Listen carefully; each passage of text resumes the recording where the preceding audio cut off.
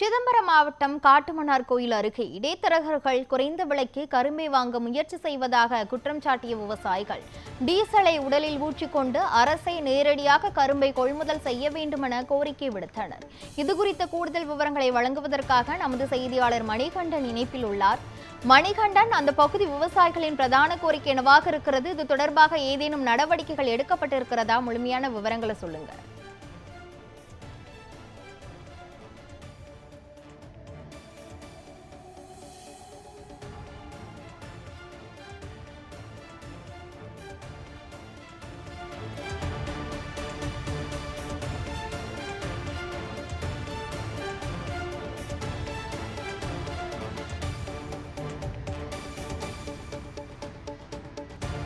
காட்டுமன்னார் கோயில் அருகே இடைத்தரகர்கள் கரும்பை குறைந்த விலைக்கு வாங்க முயற்சி செய்வதாக விவசாயிகள் டீசல் ஊற்றி தற்கொலைக்கு முயற்சி செய்துள்ளனர்.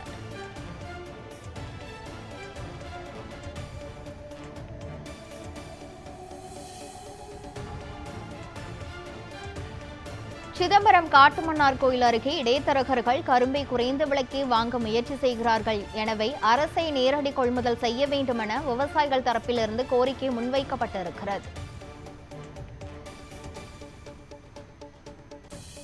இடைத்தரகர்கள் கரும்பை குறைந்த விலைக்கு வாங்க முயற்சி செய்வதாக கூறி விவசாயிகள் டீசலை உடலில் ஊற்றி போராட்டம் நடத்தி வருகின்றனர்.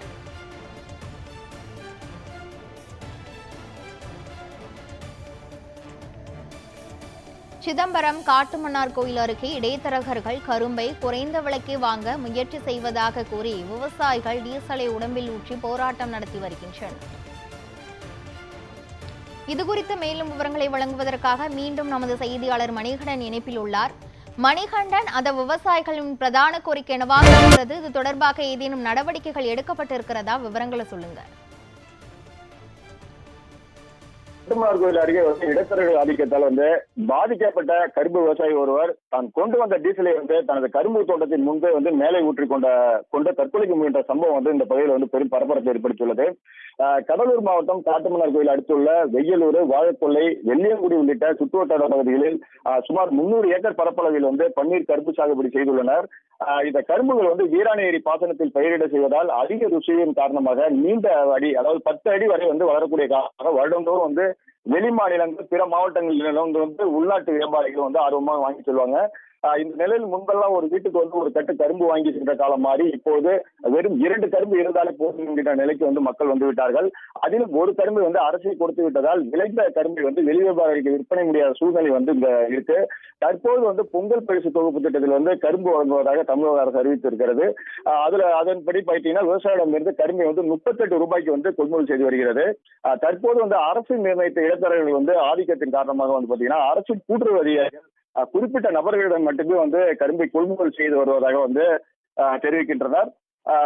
மேலும் பாத்தீங்கன்னா இதுல அந்த குறிப்பிட்ட நபர்கள் இது பண்ணிட்டு இருக்காங்க.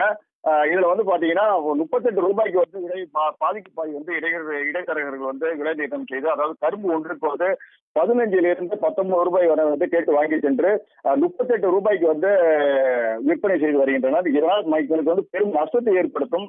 இந்த கரும்பை நம்பித்தான் வருடந்தோறும் அறுவடை செய்து வருவதாகவும் இதனை நம்பி வட்டிக்கு கடன் பெற்றும் நகைகளை அடகி வைத்தும் கரும்பு விவசாயம் செய்து வருவதாக கூறுகின்றனர்.